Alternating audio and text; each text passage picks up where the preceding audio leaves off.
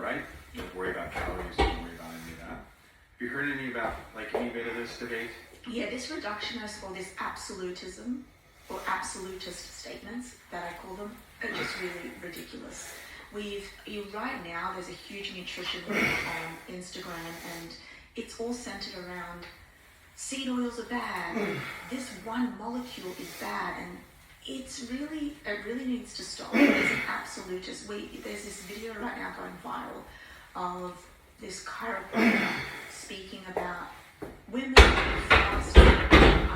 Whether you subscribe to calories in versus calories out or otherwise, it's kind of like, yeah, calories in versus calories out works, but it's also important to know that these foods are causing us a lot of issues.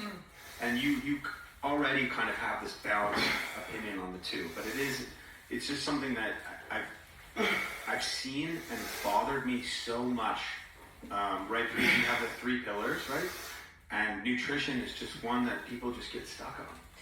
People get so stuck on nutrition, and I don't know why. I never really It causes us to get these disorders or diseases. Well, let's do some defining first. So dementia is the umbrella term that we use for things, these neurodegenerative diseases, such as Alzheimer's disease. We've got Lewy body dementia.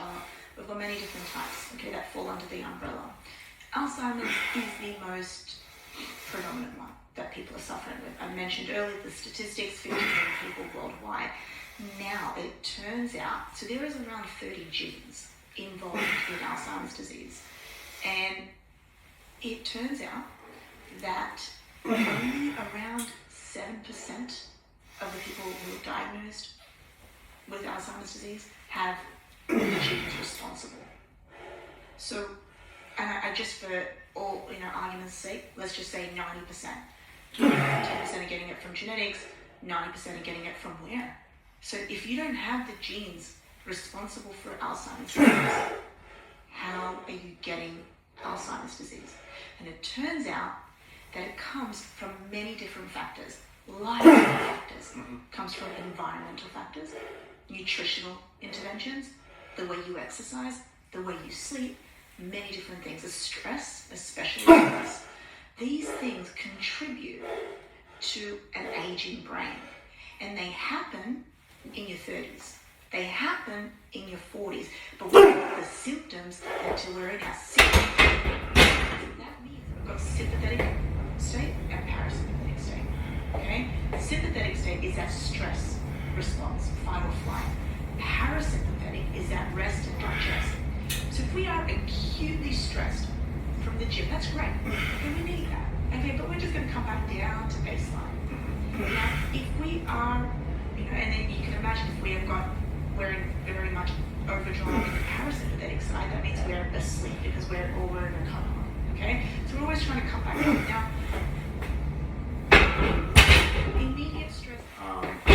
But it's tough.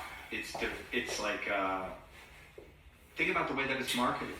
Think about the way that people consume it throughout the day, throughout the week. But it's not bad. No, but it's almost the way that it's marketed is like, this is a lifestyle. This is what you should do. It's okay to have another, I mentioned this on Chris's podcast.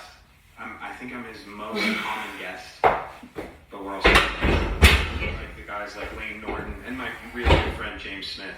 Do you know James? He's the one who lives in Australia who I was talking about. Okay. From the UK to Australia, he's never coming. He's a very smart man. Yeah, he's literally never coming back. I like every time I talk to him, he's like, "Mate, it's great here." It's great here. Yeah, London accent. But both them are the most prevalent voices, to my knowledge, on this calories in, calories out.